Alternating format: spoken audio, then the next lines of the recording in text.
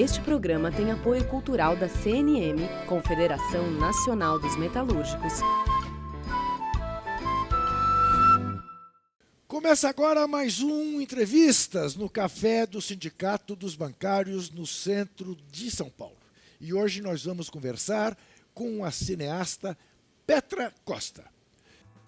Petra Costa, mineira, nascida em 1983.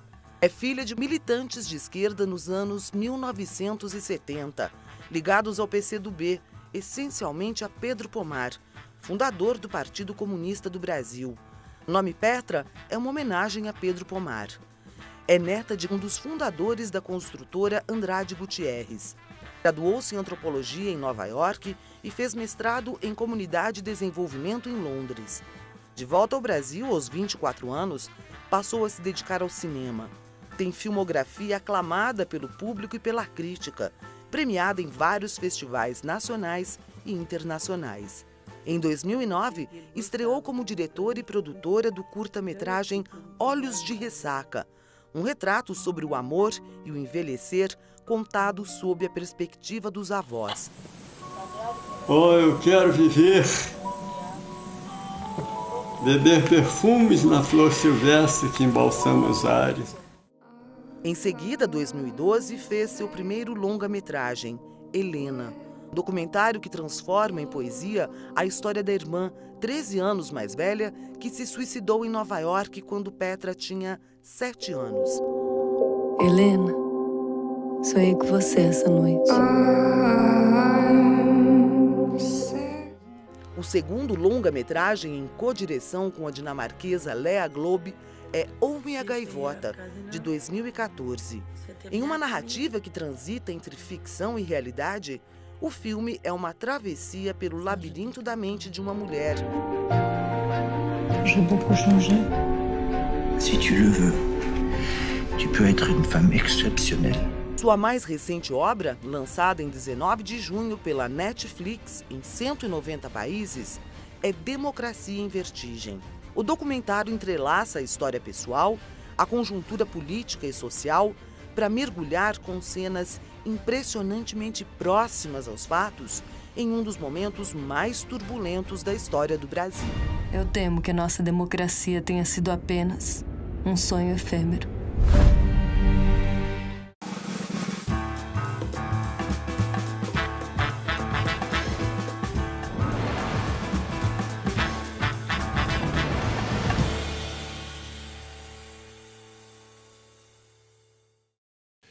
Para fazer este programa, estão conosco a atriz e produtora cultural Rosana Maris e o também jornalista Paulo Donizete de Souza, jornalista editor-chefe da Rede Brasil Atual e da Revista do Brasil. Eu agradeço muito a presença dos dois e agradeço ainda mais a presença da Petra, cuja agenda eu sei que é carregadíssima neste momento. Ô Petra, sem querer fazer trocadilho, mas fazendo, eu sei que pedra não tem a sensibilidade que você revela nos filmes que você faz. Mas sei também que pedra precisa ter muita resistência para levar pancada, como você também está levando pelo documentário Democracia em Vertigem. Como é que você lida com esta coisa?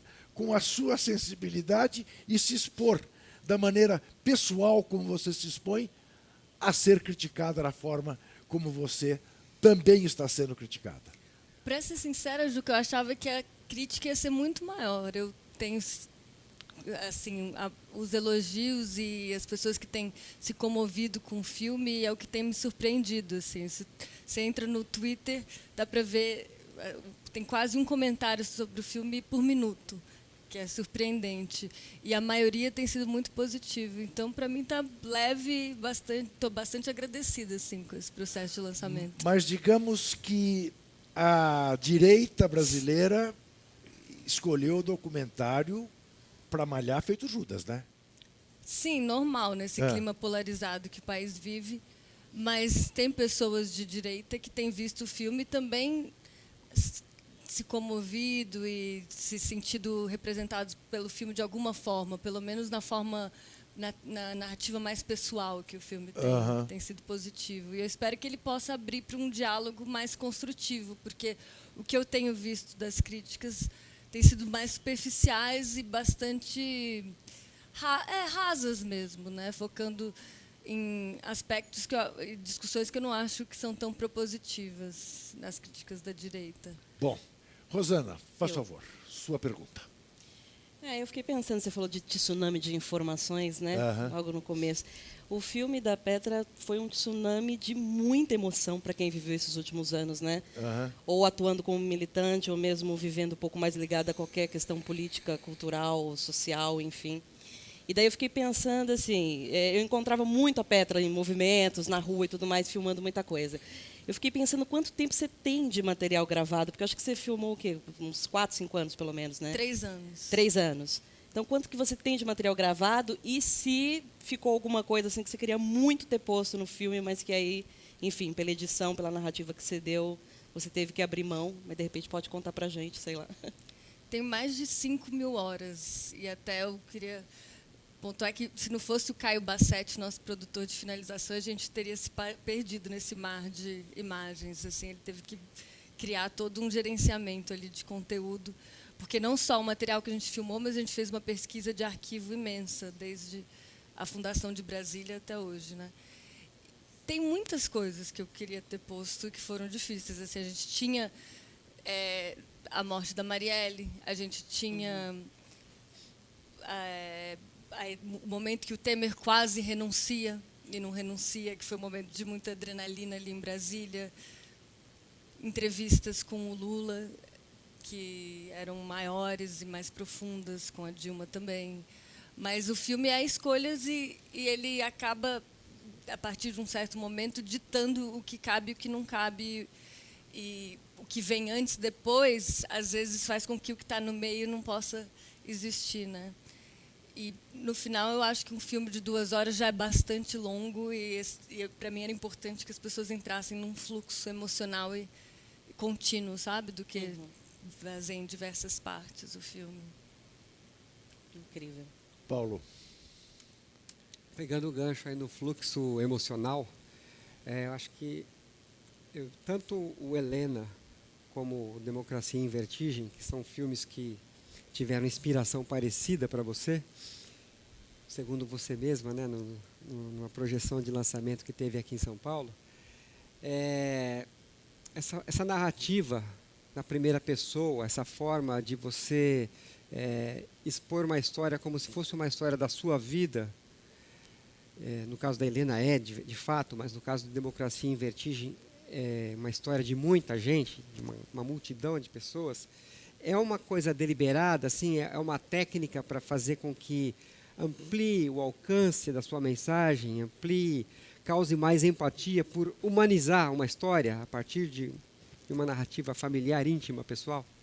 Foi mais uma descoberta na jornada de como contar uma história, assim, porque eu venho da antropologia e na antropologia tem uma discussão longuíssima sobre como representar o outro, né, que hoje em dia no Brasil se popularizou como lugar de fala.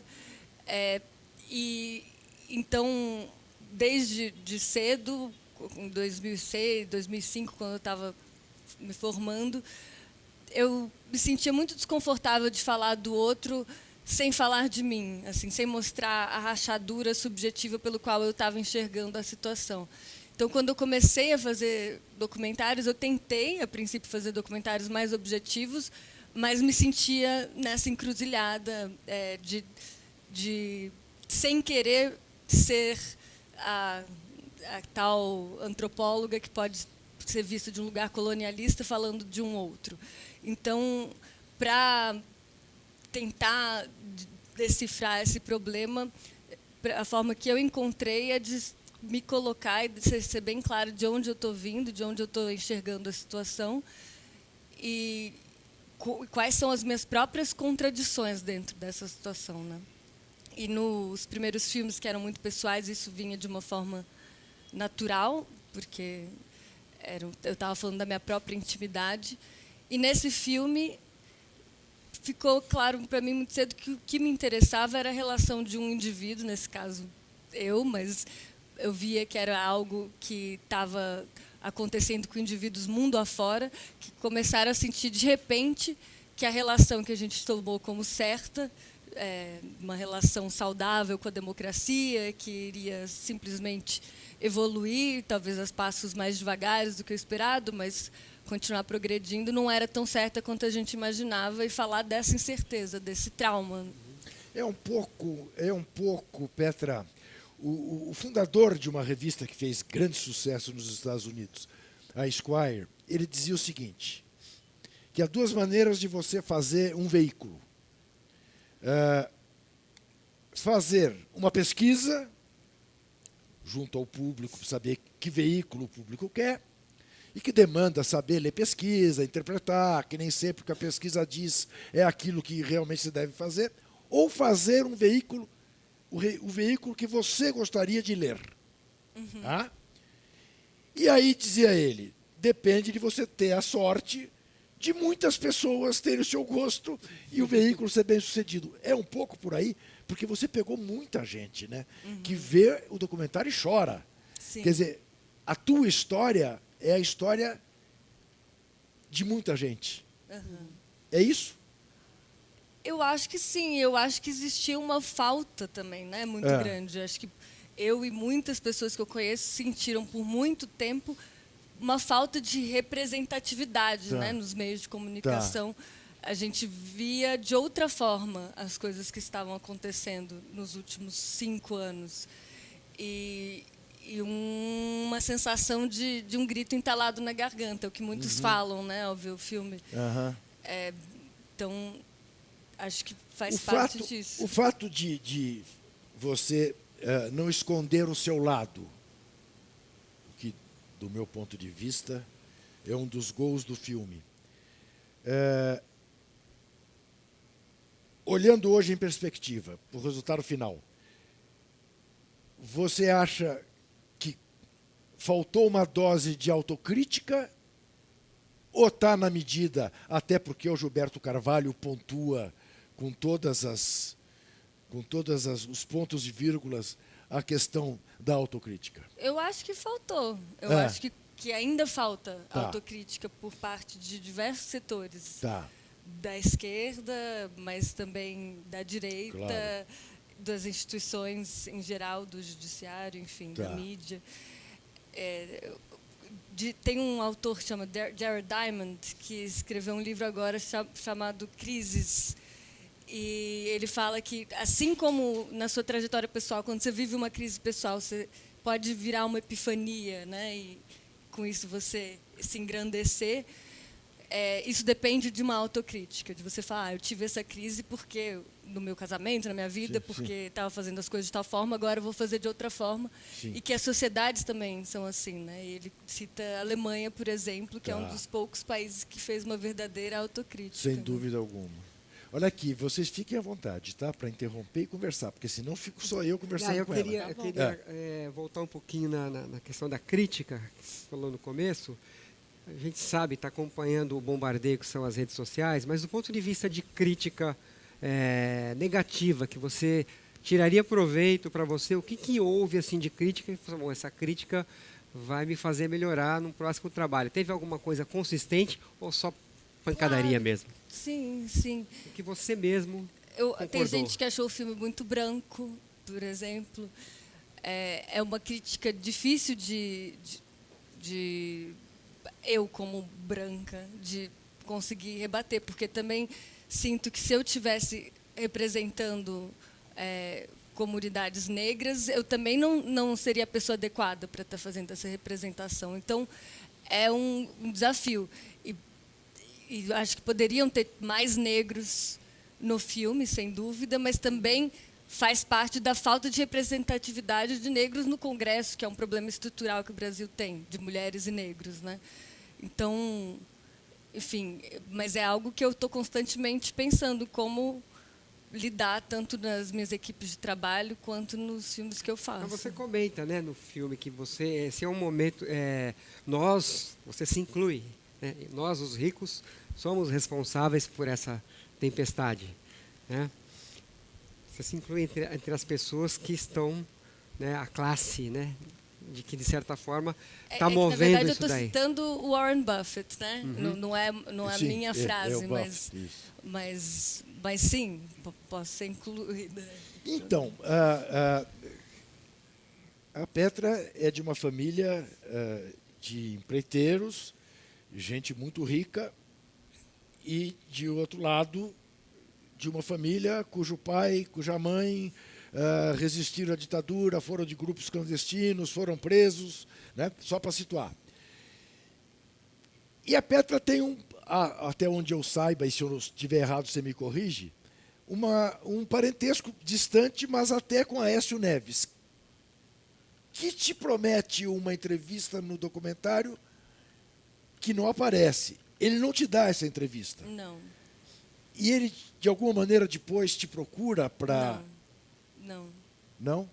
E vocês tinham uma relação mais próxima? Eu nunca tinha visto ele. Você não aquele tinha? Foi o momento que está no filme, foi o mas momento vocês que eu fui têm um apresentado. parentesco distante? Sim, eu acho que eu esqueço, mas era Sim. a avó dele casou com ok. enfim, mas não é de sanguíneo, mas é um parentesco desses tipos Ele de sabia Minas. Quem você era? Sabia, claro. Sabia. Quer dizer, você acha que ele fugiu de te dar uma entrevista? É verdade, ele foi a primeira pessoa para quem eu pedi uma entrevista, antes mesmo da Dilma e do Lula. E o assessor dele tinha aceitado, mas aí começa a Lava Jato e ele se recolhe. Então, ele parou de dar entrevistas. Naquele momento, ele acho que só estava falando com pouquíssimos entrevistadores. Assim, você nenhum. também não conhecia a Dilma e o Lula? A Dilma não conhecia. Até foi engraçado, quando eu entrevistei ela pela primeira vez, ela estava super rígida, assim. Sim, é notório o desenvolvimento da relação. E essa entrevista nem entrou no filme, porque foi bastante formal. E no final da entrevista, que ela começou a relaxar, e, enfim, ela perguntou, eu falei, minha mãe estudou no mesmo colégio que você. Ela, quem foi sua mãe? Aí ela sabia da existência da minha mãe, né? Das coisas em comum, algumas coisas em comum que elas tinham. E o Lula eu já tinha visto, coincidentemente, no dia 2 de março de 2016, eu fui convidada para o encontro de mulheres feministas com o Lula, pela Clara Ante. E foi a primeira vez assim que eu lembro de ter falado algo com ele. Sei. 2 dias antes da condução coercitiva. 2 dias antes. Foi impressionante. Foi. Eu queria voltar um pouquinho. Ela estava falando ali da representatividade, da crítica, né? De algumas críticas do documentário. Com relação, quando eu te perguntei das imagens, você falou que que você sentiu falta, por exemplo, de pôr algo da Marielle. Quando aconteceu, enfim, tudo que aconteceu, você chegou a ter essa vontade de traçar, nem que fosse uma pequena narrativa dentro do filme, e daí você não seguiu porque você não se sentiu, enfim, autorizada a falar sobre o assunto? Ou isso não passou pela sua cabeça? Assim, na verdade, não, queria que você falasse um pouco mais sobre isso. Esteve no filme o assassinato da Marielle, ali logo antes da prisão do Lula, e aí dentro da narrativa, principalmente depois da eleição do Bolsonaro, aquilo ficou um pouco deslocado dentro do contexto narrativo, assim, mas para mim foi muito dolorido tirar. Mas era aquela coisa tipo embate na ilha de montagem, também a gente tinha uma limitação que o filme tinha que ter 2 horas e acabou saindo. Também a gente falava do desfile da Tuiuti, e era mais ou menos no mesmo bloco. Simbólico, né? Mas eu era a favor que ficasse, eu fui meio que voto perdido. Com o que a gente aprende que nem sempre a diretora do documentário manda no documentário dela. Comigo não seria bem assim, mas, enfim, foi o que aconteceu com a Petra. Nós vamos fazer um rapidíssimo intervalo e vamos voltar em seguida. Até já.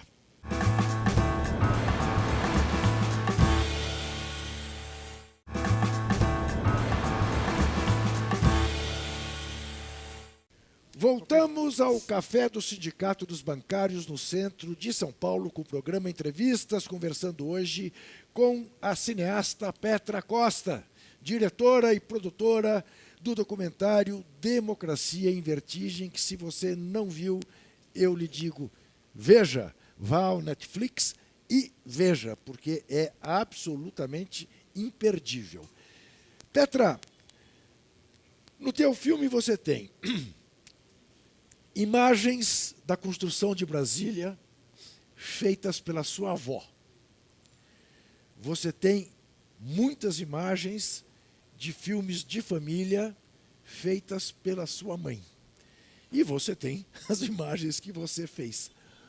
Se impõe perguntar, é um DNA das mulheres da família esta relação com a Câmara? Com certeza, acho que a minha avó transmitiu isso para várias pessoas da família, principalmente para minha mãe, para minha irmã e para mim.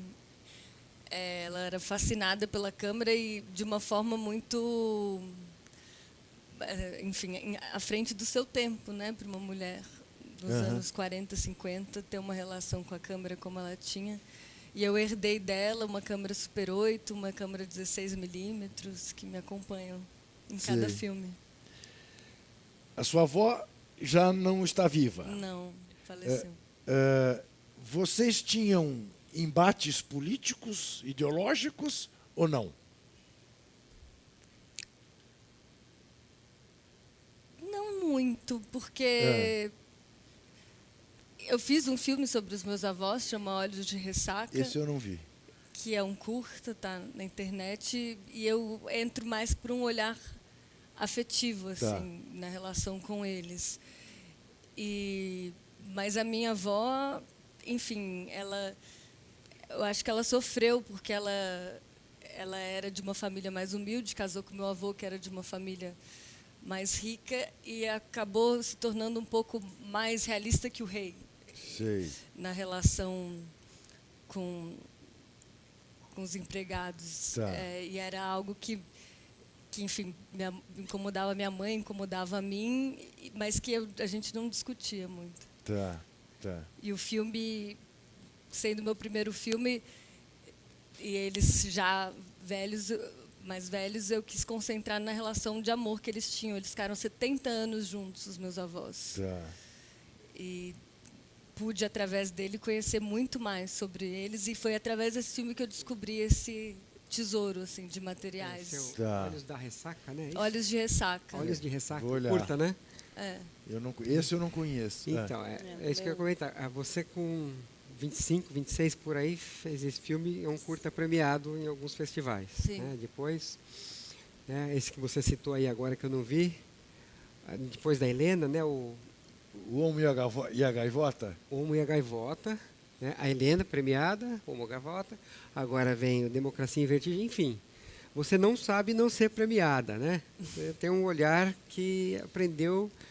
Qual é a expectativa que está sendo criada agora em relação a este filme, a Democracia em Vertigem, com a sua repercussão no exterior, né? Inclusive, né, na pátria-mãe do cinema, lá nos Estados Unidos? Eu prefiro não trabalhar com expectativas. Enfim, tem aí especulações. O filme tem sido muito bem recebido. Os fatos são esses. Assim, o filme estreou em Sundance, na noite de abertura, foi maravilhoso. E depois disso passou em inúmeros festivais, Copenhague, Austrália, Genebra, e tem ecoado e tido uma resposta incrível das pessoas, assim, triste, trágico, né? Como pessoas de diversos lugares do mundo veem o filme e se identificam, seja pelo Brexit, seja pela situação nos Estados Unidos, seja pela ascensão de regimes mais autoritários. É uma história que fala para o mundo inteiro. E tem tido críticas muito positivas, o que me alegra muito. Pois é, eu estava fazendo aqui uma conta. O filme vem da campanha das diretas até agora. Você estava nascendo quando se deu a campanha das diretas. Eu tinha 1 ano. Né? E aí, quer dizer, o Petra, quer dizer, é um olhar sobre a história recente do Brasil, como já dito, um olhar pessoalíssimo, mas é tão pessoal, tão rico, que passa a ser... É o olhar de muita gente, né? Mas o que te leva, em última análise, a fazer esse documentário é o desencanto com o retrocesso? É a denúncia do retrocesso? Qual é o sentimento maior que te leva a... Porque é claro isso, quer dizer, por incrível que pareça, na campanha das diretas, nós tínhamos um Brasil melhor do que o Brasil que nós temos hoje. Embora não tivéssemos alcançado nada, mas tinha uma perspectiva. Você está pessimista em relação à perspectiva que nós temos hoje? É difícil, né, de entender para onde o país vai. Eu acho que, como você estava falando, tem ainda um nível de anestesia muito grande e perturbador, né, porque eu acho que só um movimento cívico, social, como teve na época das diretas, pode mudar a rota para onde a gente está indo. Eu tive um momento aí de entusiasmo com as manifestações da juventude, porque eu acho que a grande esperança está nessa politização da juventude, em ocupar o Congresso com mais representatividade, mas depende da gente. Enfim, o Brasil acho que tem uma tendência de muita anestesia, né, historicamente. E se isso não mudar, dificilmente vai melhorar. Aí é que está. Qual é a reação que você percebe, se é que você já tem como perceber, da juventude em relação ao documentário? Porque, tudo bem, a nossa, que vivemos aquilo e tal, bom, eu não vou negar a você que me comoveu as lágrimas. Mas, tá bom. Mas, para mim, ali não tem novidade. Tem um olhar que eu acho magnífico, né? E depois até quero explorar, inclusive, um olhar com cenas absolutamente inéditas, no meio do furacão. Mas a garotada, tá chegando alguma coisa para você da garotada que não conhece? Muito, principalmente da juventude, né? Nas redes sociais, Instagram, Facebook, Twitter, chegam comentários principalmente da juventude, se comovendo com o filme, enfim, espalhando o filme, trazendo luz para cenas diferentes, assim. Acho que está gerando uma reflexão e um debate da juventude, com certeza. E você sente que dá para eles entenderem, inclusive, sobre a nossa história, assistindo o teu filme, porque a gente tem muito essa crítica de que a nossa juventude não tem exatamente toda a história do que foi a nossa ditadura, do que foi todos os problemas que a gente teve. Eu acredito que o teu filme narra isso muito bem, mas você tem essa visão do pessoal da juventude que consegue assistir teu filme e falar: estou entendendo melhor o que foi o golpe, estou entendendo melhor o que é um congresso, o que foi a relação da Dilma com o congresso. Sim, tive alguns feedbacks assim. Entendi agora a importância do congresso, eu entendi melhor como que foram feitos os processos de conciliação. Eu entendi o pacto com o PMDB. Sim, alguns feedbacks nesse sentido. Mas o principal é chorei.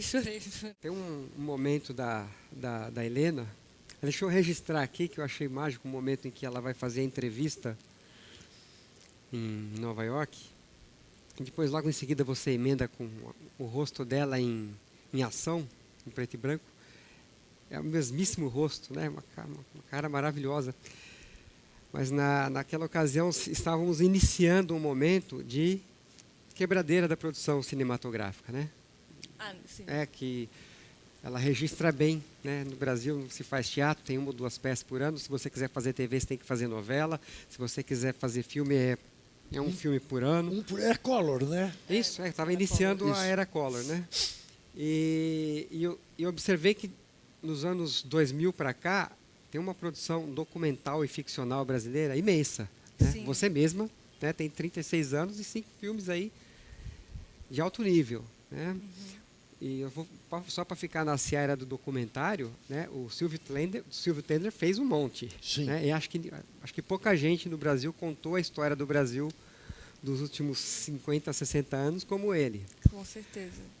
Aí teve os filmes do João Moreira Salles, né? do Eduardo Coutinho. Enfim, tudo contado a partir de uma nova história que se começou a construir em 2002. Né? E agora, qual que é a sua perspectiva de que essa história seja novamente interrompida? Porque em 64 a gente passou por um golpe violento que atuou imediatamente e rapidamente na cultura. Sim. Na produção cultural, na música, no cinema, no teatro, nas artes, na literatura, em geral. Né? E nas outras áreas, educação, saúde, ela foi gradualmente, né, transformando o serviço público em sucateamento. Agora está tudo acontecendo muito rápido. É na cultura, é no meio ambiente, é na educação, é no serviço público. Você vê alguma perspectiva? Falo para você e falo para vocês também. Você vê alguma perspectiva de para onde a gente pode ir, como que a gente pode reagir diante de um cenário tão aterrorizante? É como dizem, né? Para construir leva décadas e para destruir é em um segundo. E esse ano, a quantidade de filmes brasileiros em Berlim e a premiação que o Kleber Mendonça teve em Cannes, junto com Karin Ainus, foram históricos. Né? E é muito triste pensar que isso vai se reverter, que já está se revertendo no nível de segurança que as produtoras todas estão tendo em relação ao futuro da Ancine. Né?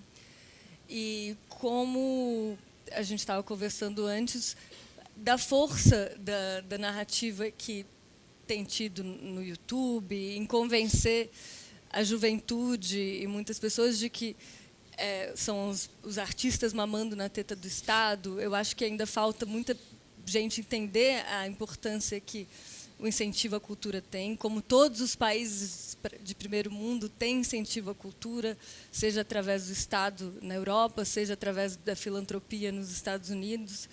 E acho que a gente tem uma função de educar e transmitir essa informação para quem não tem, né? Porque eles fizeram um ótimo trabalho em desinformar.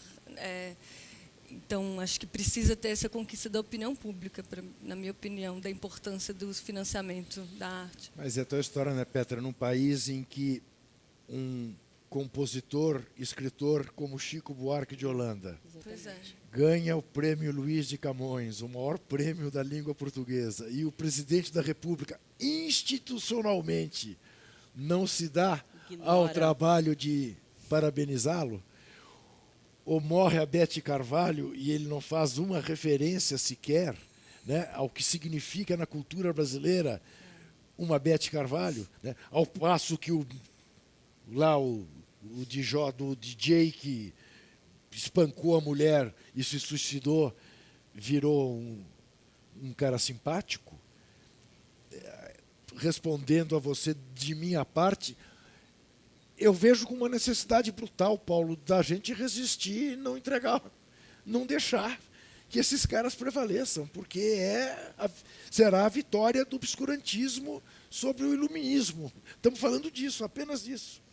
Existe uma rachadura muito grande, né, entre o governo Bolsonaro, os artistas no geral, eu acho, e tem uma narrativa muito forte de colocar como lados opostos, como os artistas ficassem de um lado completamente oposto ao restante do país, como se não se importasse com nenhuma outra área. Isso é uma coisa horrorosa. Mas é um lugar, é uma coisa fechada que a gente, como artista, vai ter que pôr luz de alguma forma, com poesia, contando história, resistindo, porque para trás a gente não volta, né? Pode não deixar a gente avançar tanto, mas a gente vai cavando esse espaço. Né? Acho que a cultura sempre foi uma resistência muito forte. E agora vai ter que ser muito mais para seguir, né? Porque a gente não parar, a gente não vai. Né? É isso. Petra, me conte uma coisa. Como é que você conseguiu aquelas cenas de bastidores do nosso Stuquinha? Porque ele é absolutamente cioso, zeloso e ciumento das imagens que faz. Sim. Foi uma batalha? Foi. Enfim, eu fiquei muito impressionada, né, de conhecer o material do Stuckert. A gente se conheceu, acho que nesse dia que eu falei, que eu fui no Instituto 2 dias antes da condução com o Steve, e depois, durante o tempo que eu estava batalhando uma entrevista com o Lula, pude conhecê-lo melhor, e ele me contou do material que ele tinha, e a gente foi conversando por anos até eu poder ver esse material, e a gente foi conversando, ele entendeu a dimensão histórica, ele já sabia a dimensão histórica que o material dele tinha, e E acho que achou interessante que pudesse não ser esquecido nesse momento tão crucial, né? E para mim foi um grande presente, porque como imaginar num momento de tamanha importância histórica poder estar ali nos momentos mais íntimos com o presidente. Ricardo Stucker é fotógrafo e acompanha o ex-presidente Lula desde sempre e faz imagens que estão no filme. A despedida do Lula e de Dona Marisa no dia que vão embora, né, termina o mandato dele, cenas da prisão. Nossa, é muito forte, né? É muito forte. É muito a saída forte. do Sindicato dos Metalúrgicos. A saída do Sindicato Você dos esteve lá Metalúrgicos? no Eu sindicato estava durante a lá, vigília? eu estava lá os 3 dias. Foi o momento mais tenso, né, de toda a filmagem, sem dúvida. Era a sensação de estar dentro de um filme de ação americano, que você tem um bunker que está sequestrado, e dentro do bunker você fica assistindo pela televisão o país inteiro assistindo você lá, e aí a tensão. Exatamente. As pessoas falavam, os policiais vão invadir, vão explodir, e a gente lá naquela tensão por 3 dias. Petra, você diz no Helena que você conversa com ela, ou você conversava com ela diariamente e diversas vezes por dia. Você tem conversado com ela sobre esse documentário? A Helena está presente ainda, não na sua vida afetiva, na sua vida profissional? Você dialoga? O que será que a Helena acharia disso? Como a Helena trataria isso? Para ser sincera, não. Eu conto que... Eu estou te perguntando isso só por uma razão. Quero deixar Sim, claro para você. Sim. Você conseguiu manter a sua irmã viva. Não sei se você tem consciência disso. Quem vê o Helena, fala, Helena está aí. O que é inestimável. Isso não tem preço. Por isso que eu te fiz essa pergunta. Sim. Ela me veio, antes de eu fazer o filme, em sonho, e daí que eu comecei a fazer o filme, por causa de um sonho que eu tive com ela. E durante o processo de feitura do filme, eu sonhava constantemente com ela. E esses sonhos foram se transformando. No começo, ela estava com muita dor, e aos poucos essa dor foi evaporando. Teve até um sonho que eu cozinhava a dor dela e ela, de fato, evaporava. E o último sonho que eu tive com ela, eu dançava em volta dela, eu menina e ela já adulta. Aí eu passei anos sem sonhar com ela e, mais ou menos, há uns 2 meses eu sonhei com ela. Mas ela estava bem, eu só olhava ela, assim, acho que a gente encontrava e ela estava bem. Mas acho que ela está descansando, é a minha sensação, né? Mas no começo, quando tem aquele dia da vitória da Dilma, em 2010, outubro de 2010, e eu lembro nitidamente de ter pensado, nossa, se a Helena estivesse viva hoje, ela não se mataria. Porque a perspectiva de ter uma mulher que, como a nossa mãe, passou por tudo que passou e consegue chegar na presidência, dá uma outra perspectiva de mundo, né? E ela morreu num momento em que as perspectivas eram muito deprimentes. Os amigos dela estavam morrendo de AIDS, o cinema estava sendo destruído, o teatro estava sendo boicotado, enfim. E aquela eleição foi muito feia, né? Teve uma deturpação da narrativa ali que foi muito feia, e foi meio que minha introdução na política. E era um momento propício para perder a esperança. Sem dúvida, sem dúvida. Bonito. Foi um fim do centro político, a eleição de 2010, né? Foi onde o PSDB, com toda a história que tem de quadros, né, formuladores de políticas para o Brasil, que a gente goste ou não delas, havia formuladores. Em 2010 havia uma disputa do poder pelo poder de uma forma tão intensa, tão baixa, que o que o José Serra fez na campanha de 2010 instituiu, né, acho que foi a semente da nova direita que surgiu no Brasil. Eu estava falando de 89. Acho que 2010 Quando a Dilma, da eleição da Dilma que você comentou aí. Que ela... Sim, mas nesse momento de 2010 eu via como um momento de maior esperança. Sem dúvida. Mas, claro, teve já uma degradação ali durante as eleições, a falta de respeito mútuo, que depois só piora, né, em 2014. Sem dúvida alguma, a gente vai fazer um rapidíssimo intervalo, mas antes, você que acompanha a TVT e quer ajudar a manter esse canal educativo, democrático e público no ar, contribua com a nossa vaquinha, o nosso financiamento coletivo. Acesse catarse.me/TVT e faça uma assinatura. Até já.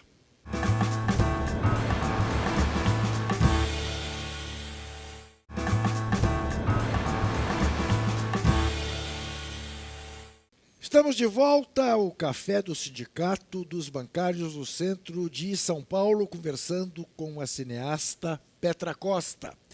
Petra, você fez referência ao fato de ter conhecido o ex-presidente Lula num encontro de feministas com ele. Você é uma militante da causa. A gente vê o cinema brasileiro, felizmente, cada vez mais ocupado pelas mulheres. A gente vê no Oscar, não é? Na cerimônia do Oscar, mulheres assumindo um papel combativo em relação à questão da mulher no mundo. A gente vê na Copa do Mundo de futebol feminino uma menina como essa Rapinoe, Megan Rapinoe, fantástica, contestando o Reagan, o Trump, exigindo pagamento igual para as mulheres. Nesse particular, temos um florescer aí que esse dá esperanças. É uma primavera que dá esperança, sem dúvida. Eu cresci, enfim, desde que eu conheci o termo, eu sempre me identifiquei como feminista. E eu lembro, na minha adolescência, as minhas amigas, a maioria eram antifeministas.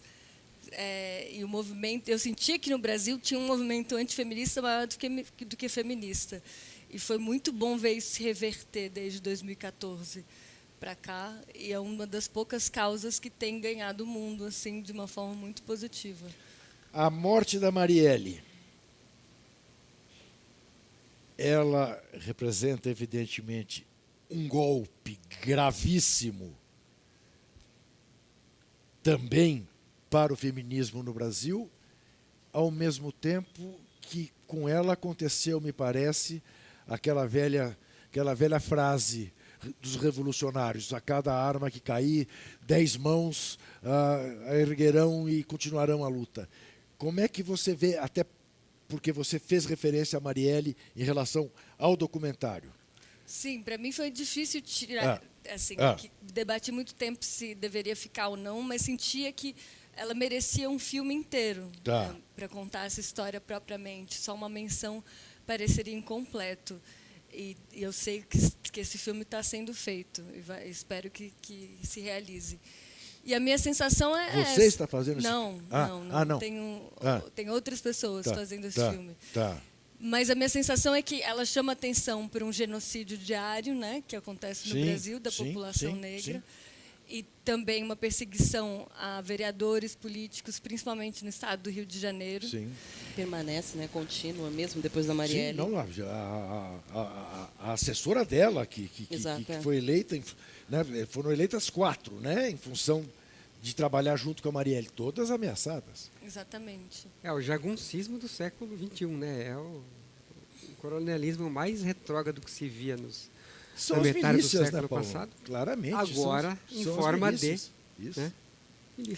E um feminicídio, e também revela a naturalização do feminicídio no Brasil. Enfim, são diversas doenças que o país... Então, agora, Petra, tantas coisas vão vindo à minha cabeça em relação ao documentário. E outro dia eu ouvi alguém fazer um baita elogio a uma cena que você consegue captar o incômodo do Temer e aquelas mãozinhas do Temer que ele não sabe bem onde colocar. Esse é um saque magnífico. É um saque que alguém como você tem, vendo... É na primeira imagem que você vê, ou é de tanto ver a imagem que você fala, meu Deus, olha o que ele está fazendo. Como é que é? Esse Como saque é que é foi um saque coletivo. É. Eu estava com a Carol Pires, que é corroteirista do filme, Tá. que, enfim, foi colunista da Piauí há muito Sim, tempo. sim, sei quem é. E aí eu estava mostrando para ela os filmes do Chris Marker, que eu gosto muito e recomendo para quem não viu. E o Chris Marker, nos filmes dele, ele, principalmente um que chama Alexandre, esqueci a continuação, ele faz a leitura do gestual. No caso, era de um czar russo, que passa assim e faz um gestual com chapéu. E ele fala, mal sabia ele que, pouco tempo depois, ninguém mais poderia fazer esse gestual aristocrático com chapéu. Aí eu falava, eu queria tanto fazer uma leitura corporal assim no filme, que revele tanta coisa. E aí a gente, não sei como, a gente foi parar em ver no YouTube a posse presidencial da Dilma. E aí é uma cena de 1 hora, né? E aí acho que a Carol teve a ideia. E a gente ficou vendo e aí começando a escrever aquilo. E a frase sobre as mãos vem de uma inspiração num ensaio da Consuelo Jagues para Piauí, em que ela fala sobre o Temer e o PMDB e repara como ele está sempre engatando os dedos. Sim. Então tem uma colagem aí de inspirações para essa cena. Aquelas mãos dele, né? Porque elas flutuam. Né? Ai, meu Deus do céu. Você comentou que você fala muito da sua família no filme. E eu não sei se foi em alguma entrevista, algum bate-papo, algum grupo, que eu vi você falar que assistiu com grande parte da sua família já, né? O documentário. E aí tem alguma coisa muito pontual assim que você queira dividir com a gente, do pessoal que votou no Bolsonaro, que conseguiu, sei lá, enfim, Sim. que tenha... Teve um primo que votou que achou o filme imparcial. E teve uma outra prima que votou também que achou o filme que tinha um ponto de vista diferente, mas ela apreciava, assim. Foi esse feedback que eu tive dos que votaram e assistiram, mas uma grande parte ainda não sei se viu, ainda não me falou, mas tem também a Flávia Guerra, que está num grupo mais de pessoas que votaram no Bolsonaro, e também parece que das pessoas do grupo falaram que o filme é isento, o que é interessante. Bastante. Como perspectiva. Você pegou o Gilberto Carvalho por saber que ele não foge da autocrítica, até porque num documentário sobre o impeachment da Dilma, ele já aparece... Mas esse documentário saiu depois. É posterior? Da minha da edição, sua filmagem, assim. Sim. Não, eu entrevistei o Jacques Wagner, o Cardoso milhares de vezes, diversas figuras do PT, também do PSDB, do PMDB, e ficaram ali as falas que a gente achou mais contundentes. E, assim, claro, que dentro da narrativa, né, tem muitas falas importantes que também não puderam entrar, mas eu acho que ele, com certeza, de todas as pessoas que eu entrevistei, foi a que mais elaborou a autocrítica. Uma autocrítica que, eu volto a dizer, acho necessária, não do ponto de vista de Inquisição, queima as bruxas, confesse seus crimes, mas de realmente pensar em como fazer diferente de agora em diante, para não cometer e cair nas mesmas armadilhas, né? Como é que você está se sentindo tratada pela chamada grande mídia? De alguma maneira há uma tentativa de esconder o documentário ou não? Olha, ele saiu na Folha todos os dias da semana passada. Sim, que eu achei na Folha eu percebo. Mas digamos, sem querer puxar a sardinha pelo fato de eu trabalhar lá, a Folha tem uma postura, digamos, mais aberta, mais democrática, né, para tudo. Não, por exemplo, a TV Globo trata do seu documentário? Ainda não.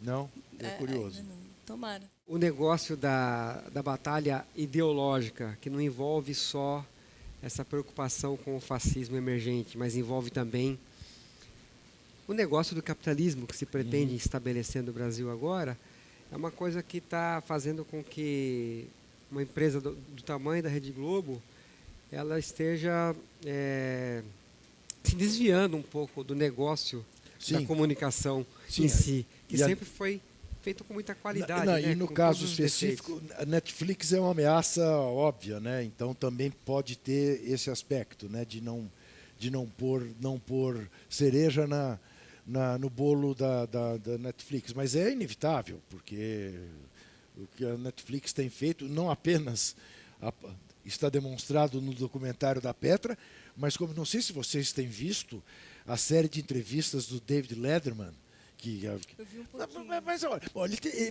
o primeiro programa, ele já está, acho que já fez 30, e acho que eu vi todos, mas enfim, o primeiro programa, a entrevista que ele faz com o Obama, eu não tenho o menor problema em dizer que é a melhor entrevista que eu já vi na minha vida. Sério? É uma entrevista absolutamente exemplar, porque os dois estão na ponta dos cascos. É um negócio... de uma simpatia a toda prova e de revelações que são assim é imperdível.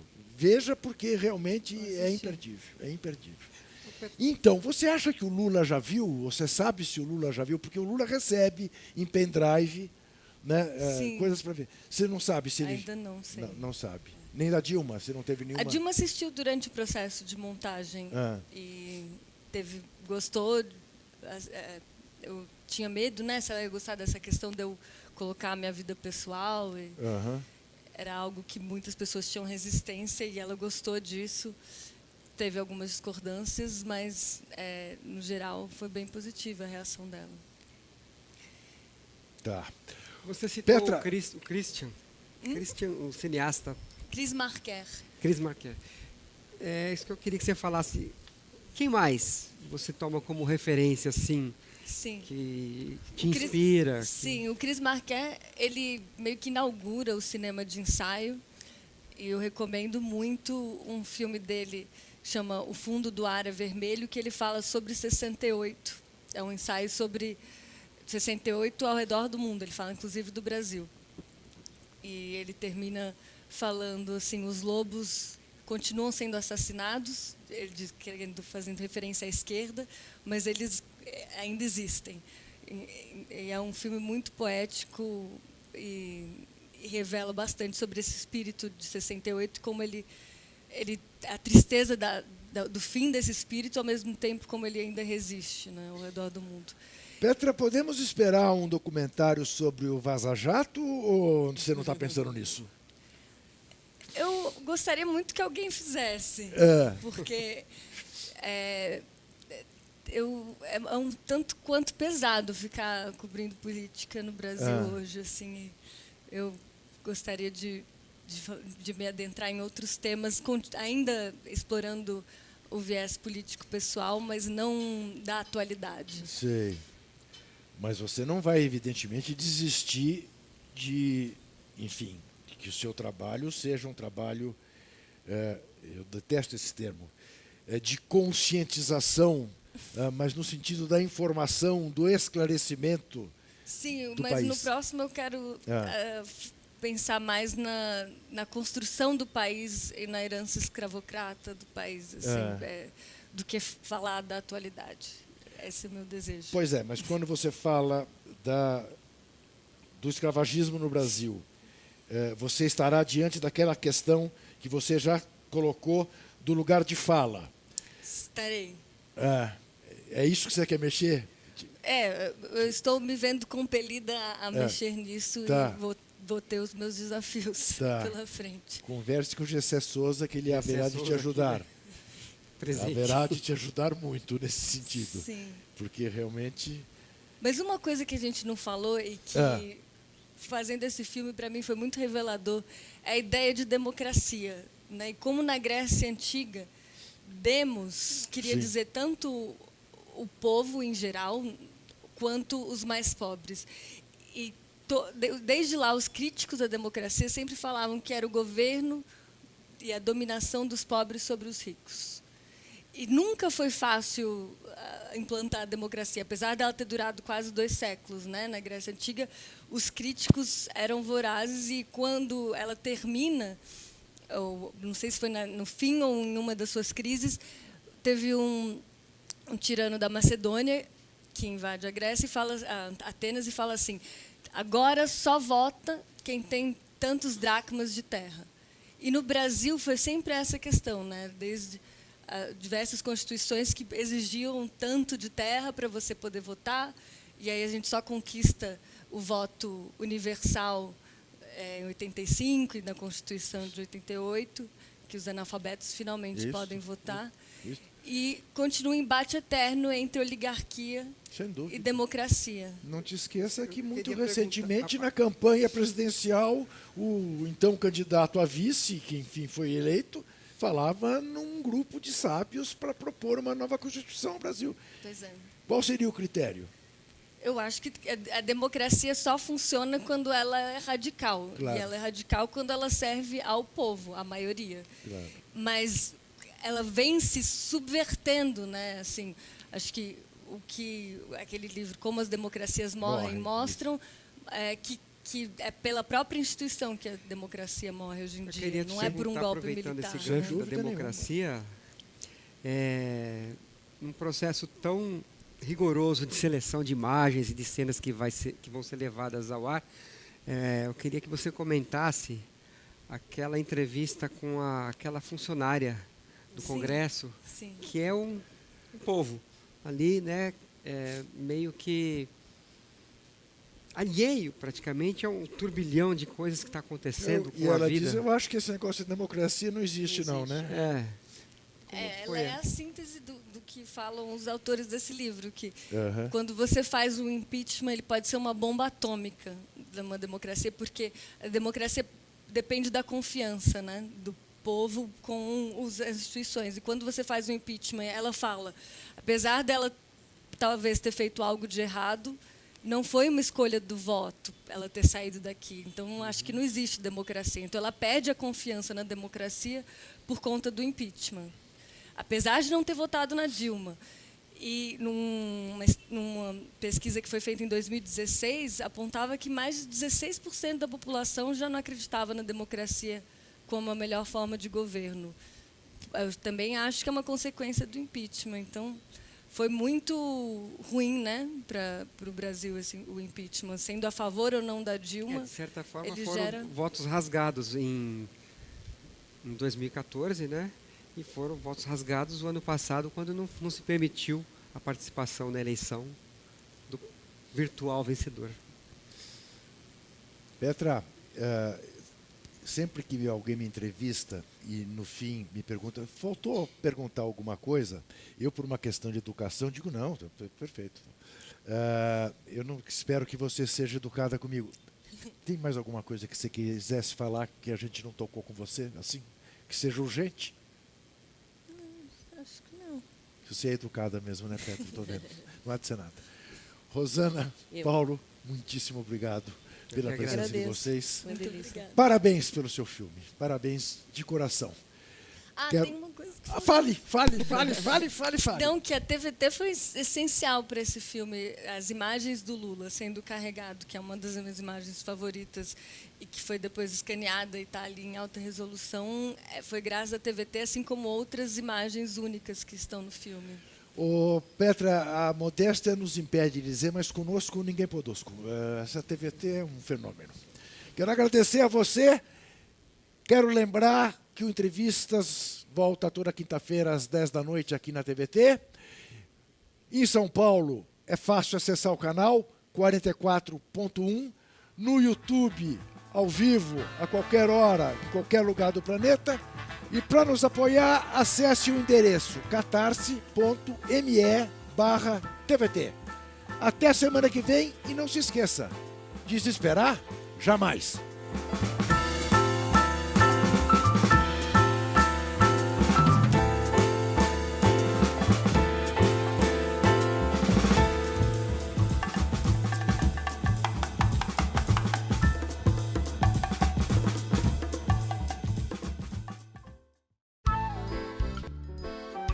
Este programa tem apoio cultural da CNM, Confederação Nacional dos Metalúrgicos,